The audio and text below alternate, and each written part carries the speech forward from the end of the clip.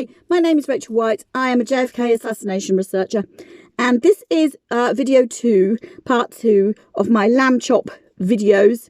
And please catch up with video 1, because we talked about how Lambchop puppet was passed over the fence at Lovefield to JFK, to the Secret Service, and then to Jackie, so that she could actually use that puppet as a concealment for the weapon that she later fires JFK in the left side of the head inside that limo. Now, I've just made a huge statement there. So if you haven't caught up with my earlier videos and the part 1 of this series, please go and watch that first, because I'm really aware if you know nothing about what I'm going to bring at all, and you've not seen any of our research at all, that statement is going to hit you like a brick. Okay, so I want you to catch up, but I also need you to come along with me on this journey of research. So we talked about Lambchop being passed over the fence by Lee Radziwill, and we talked about codes and symbols and how the elites, they don't use words, they don't use memos, they don't use phone calls, they don't use emails, they use codes to communicate. Because if they can do codes and they can hide in plain sight and make things look innocent and ordinary and natural, and we all don't understand the significance of it, but those in the know exactly what to look for, it is a perfect way to communicate.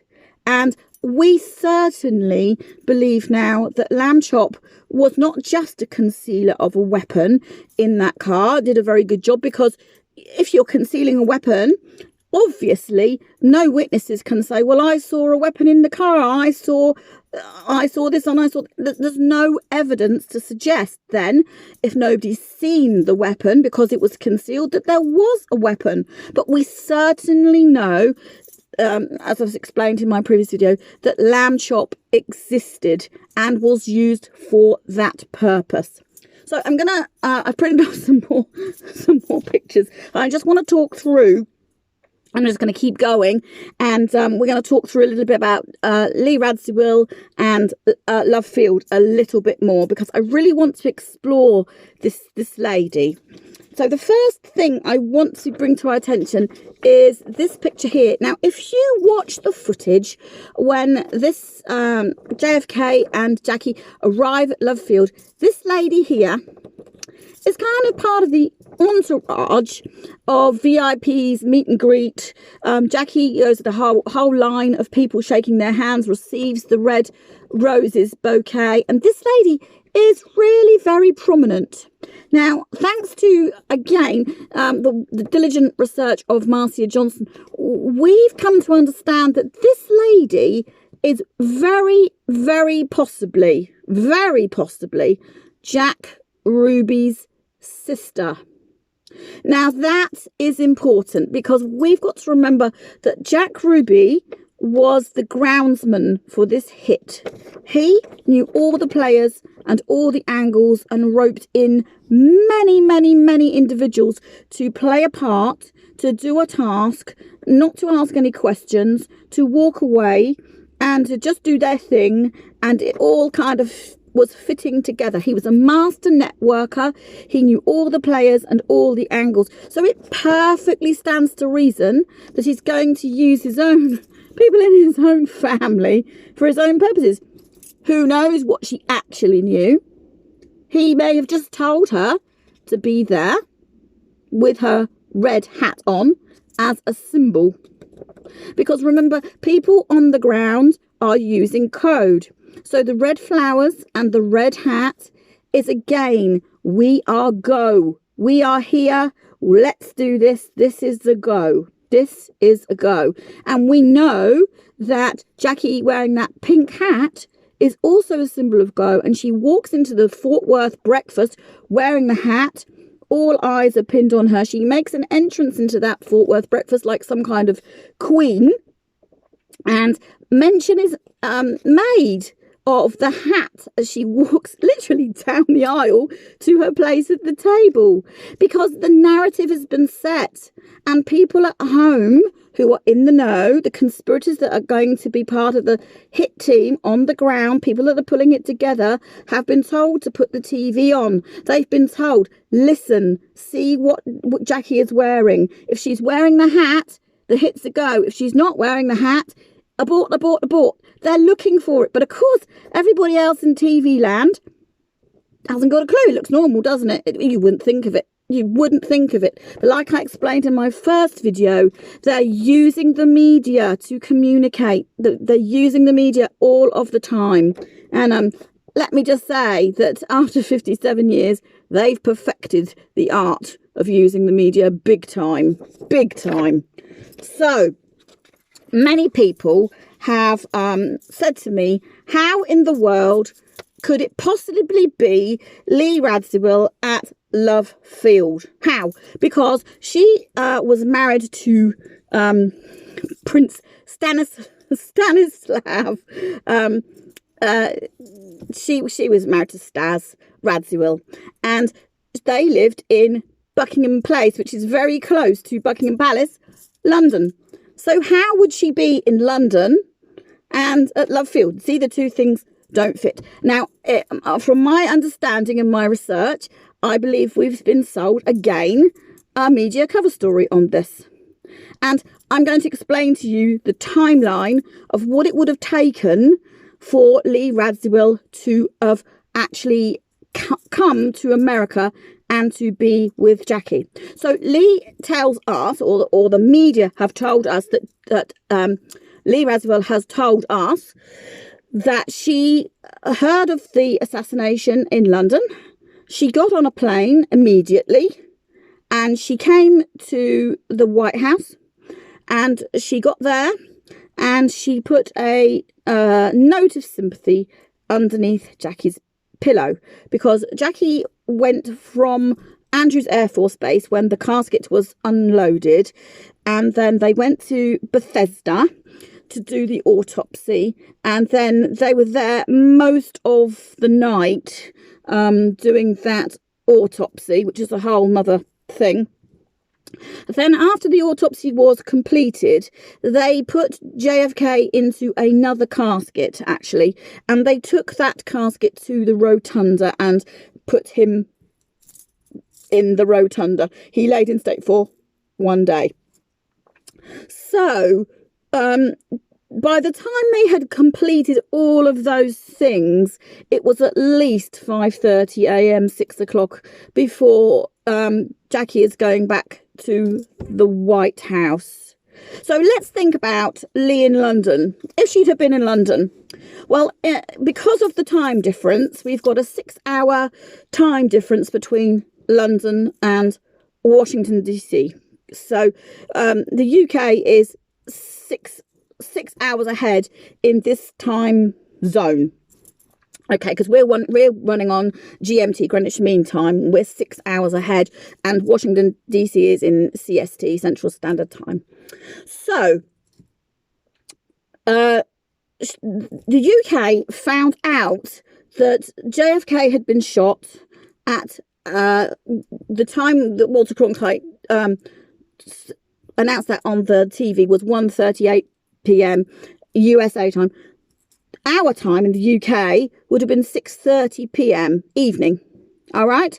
So if Lee was to catch a plane immediately, I'm pretty sure she's not going to be able to get on a plane much before 9:30, 10 o'clock at night at the very, very earliest. By the time she's got herself together and she's got transportation to Heathrow Airport, and she's gone through all the checks and she's booked the ticket and she's gone in it's not immediate. It is always going to be a few couple of hours. So we're talking 9:30, 10 o'clock at the absolute earliest.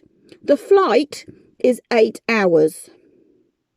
Okay, so that means that she is going to arrive, if we just work this out, she is going to arrive at the equivalent of 6:30 in the morning, which in US time would be something between 1 and 2 a.m. in the morning. Right. So she's saying she arrived at 2 a.m. in the morning. She went to the White House and she slipped a note under Jackie's pillow. And did what then for the next 3.5 hours? What would you do? She's had a 9-hour... She's been sleeping on that plane, for sure. So what is she doing then? And why the rush if you have rushed yourself across the world to be with your sister immediately? Why would you then not ask somebody for some assistance? Where is my sister? How can I get to her? How can I wait for her? Where would she be? I need to see her.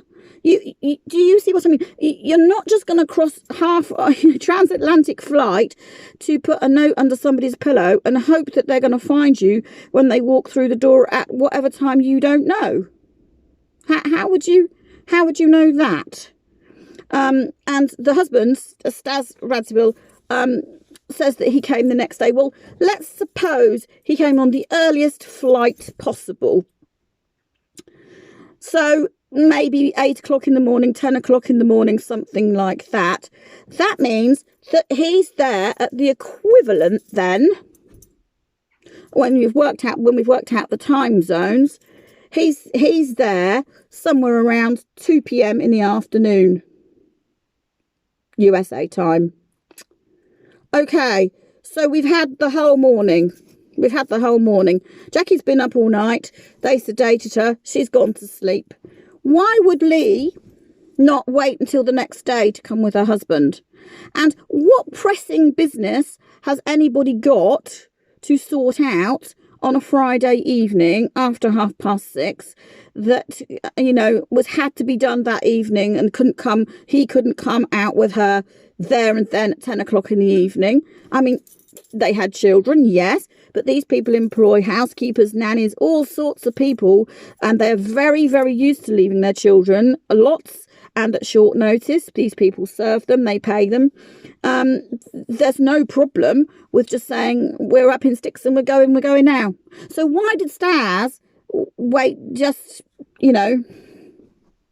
half a day, half a night to catch the flight the next day? See, it doesn't make any sense at all. It just doesn't make any sense to me. And I do believe we've been sold a media cover story on this, because you just simply wouldn't trek halfway across the world to put a note under somebody's pillow.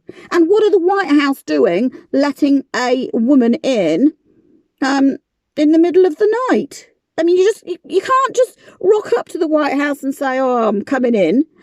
Especially on a day like that. No way.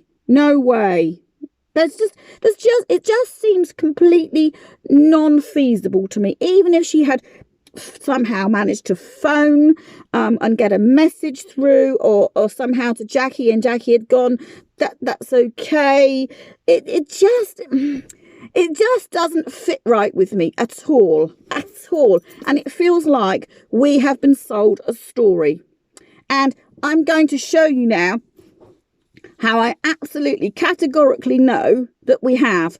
Because in my previous video, I talked about how we could place Lee at Lovefield handing Lambchop over the fence. And I showed you a couple of pictures, and I'm going to show them to you again.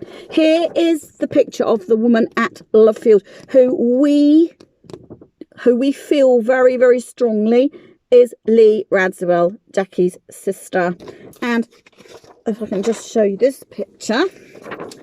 Here's a studio picture. So let's just look at them. Let's just look at them together. So you make up your own mind here. You make up your own mind. Is this the same woman? What do you think? Because the similarities here are amazing. And in actual fact, I did a little experiment yesterday, it was. And I have a glass tabletop in my home. So what I did was I placed a piece of paper I placed a piece of paper over this studio picture and I made a tracing. Now, you're not going to be able to see this because there's no light behind, so you'll just have to go with my flow here. So I made a tracing of Lee Radziwill here, okay? And then I decided that I would superimpose it on this picture. Okay, like this. Now, I know you can't see through this because this is not transparent enough. But when I look through this picture, I can tell you that this matches up. The face length matches up. The bridge of the nose match up. The eye sockets match up. The chin matches up. So in my opinion, just from my simple tabletop exercise, I am over 97% certain that we are talking about the same woman. And we have been told a cover story. Because, of course, what she will have done is she will have seen them off in that motorcade at Lovefield, having done the job of handing Lambchop over the fence. She'd have mingled in with the crowd. Nobody really would have known who she was, I guess. She'd have gone back to the terminal. She'd have got a ticket. And she's gone to Washington there and then. She's actually there before they are. But of course, she can't show her face at Bethesda. She has to be discreet enough to lie low. And that would make it much more fitting to turn up at the White House late afternoon, early evening, of course, and say, she's my sister, and make arrangements at that stage. It just fits so much better. And I'm in no doubt, as I say, my little experiment shows to me that I'm 97% sure that we are talking about Lee Radziwill being confirmed as being the one who gave over Lambchop at Lovefield. Now, this is huge because if this is correct, which we believe it is, the implications are immense. Because the first thing that it does is it proves conspiracy. 100%. Lee Radziwill, what in the world is Jackie's sister doing at Lovefield? It proves conspiracy of an inside job. She's part of the plot. She's part of the planning. She's part of the team that have put this together. This is telling us her presence doing that action of handing that Lambchop over to JFK is the very thing that tells us that this is a deep state hit. And in her action of handing over Lambchop, which is a sacrificial, remember we talked about lambs being a symbol of sacrifice. Okay, so she is handing that over to JFK.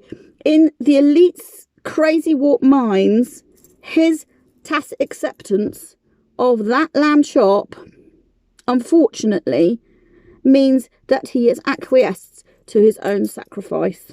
He's agreed to it. That's what it means in their warped thinking. It's just the way it is. And this is a symbol. It's all symbolic. He's agreed that we can kill him. He's agreed. So the hits a go. The hits a go. And this Lambchop, we've got more research to do, but my feeling is that when Lambchop passes from person to person to person, we can track maybe the provenance of who had Lambchop next.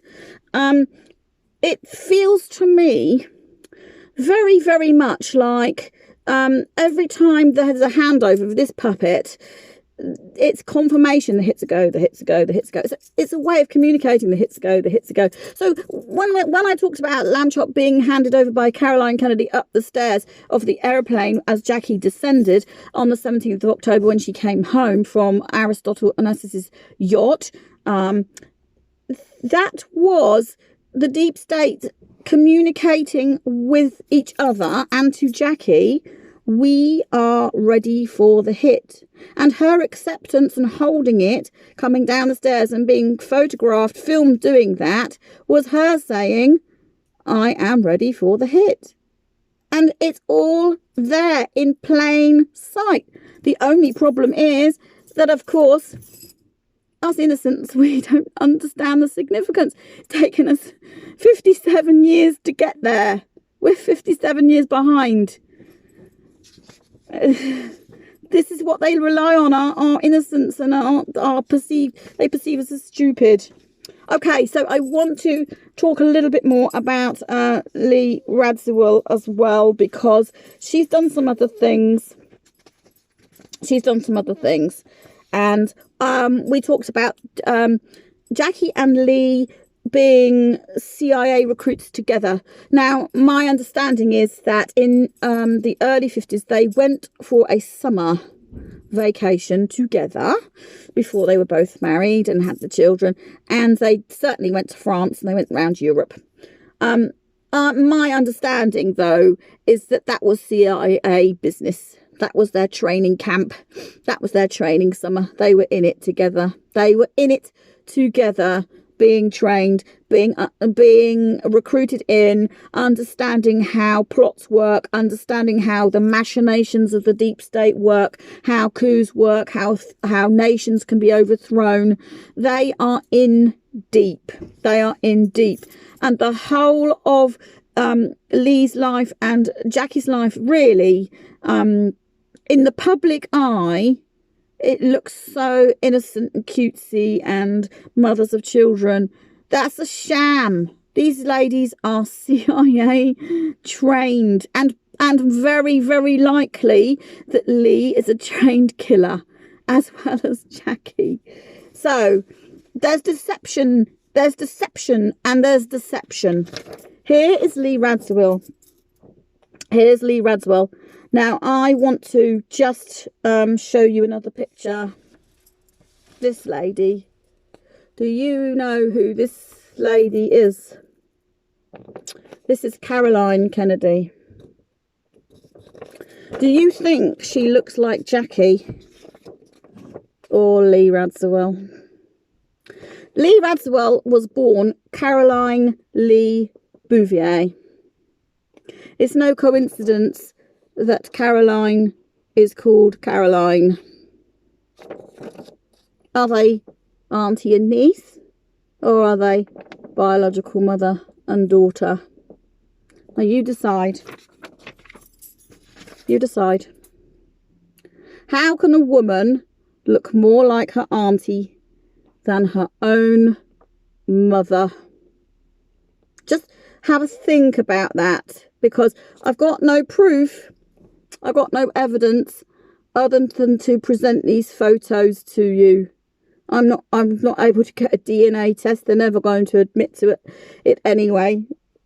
But just have a think about that, because if this is the case, we have been lied to. But we haven't been lied to just for the sake of it. We've been lied to because there's purpose behind it. There's always purpose behind it. And the purpose is to deceive us so that these people, these deep state CIA people, can get away with all sorts of things. And in this case, it is murder. In this case, this is why they do it. They hide in plain sight. Okay, here is Lee and Janet, the mother, Auchinschloss. Okay, so she's a young girl there. This is Lee Radziwill. Here's Caroline. Can you see what I'm getting at? Can you see it?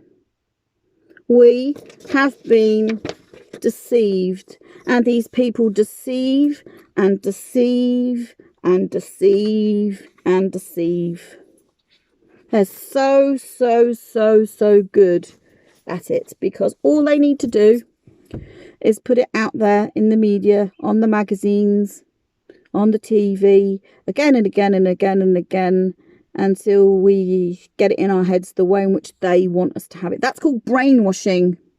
That's called brainwashing, because we've got no other information And what do we care anyway about these elite people? Let them get on with their lives. Who cares about them? Who cares? I don't care. They can do whatever they like. But the problem is that they do these things that start to affect how everybody else is able to live their life under freedom or tyranny. So that's where it ends up. That is where it ends up. Are we under freedom or are we under tyranny? Because they've got the power, they've got the connections, they've got the money, they've got all of it at their disposal. So they just feed us lies and deceit. And in the end goal is that we will be slaves to their purposes. And we've got to expose this. We've got to. We've just got to. Because it's not right, is it? It's not right. I just don't want to live in a world that operates this way. It's disgusting because you and I, it's so foreign from how we behave and how we operate in our daily lives, because we're working so hard, 9 to 5 to get 40 quid, together to put on the table for our kids. It's just a world apart, isn't it? It's just a complete world apart. We're so busy with that we're not able to see that we've been lied to and deceived, and all the while their power and the momentum for our enslavement gathers pace. And 57 years, people, is enough. It's enough. All right, so I just want you to think about Lee Radziwill, because we've uncovered some big things here. So this conspiracy, Lee Radziwill handing that Lambchop over the fence at Lovefield, that is nothing to do with Oswald. We have busted that myth completely with her doing that action. Because how in the world is Oswald, a little old lone nutter, going to be able to organise that scenario? He just can't. So that we've debunked Oswald being a lone nutter on his own in one easy move, right? And the second thing is that, of course, that we have said now, if Lee is involved, if Lee Radziwill is involved, passing this Lambchop puppet over the fence at Lovefield, it means that there's deep state conspiracy. We have Lee linked to Lambchop, linked to Jackie's gun, linked to Jackie, linked to the gun, linked to Lambchop. Can you see it's a circular loop? So we have proven that there's connection and why there's connection. And we have busted this wide open. So the end result of that conclusion is Lambchop existed and Jackie used it as a concealment for the weapon to specifically shoot JFK up through the left side of the head in that limo. And it was a cover-up. And it was a cover-up, and it was planned, and it was organised by the deep state. And they planned for Lambchop to be given over the fence, and they planned for Lee Radziwill to do it. It's all there. It's all there. And here it is. And I want you to consider it. And just think it through. Come and ask me any questions you want to. And we remember JFK, and we remember J.D. Tippett, and we remember Lee Oswald on this 57th anniversary. And I'm going to sign out, but just remember to always push for the truth and share what you know and expose these people, because time's up. Okay, bye.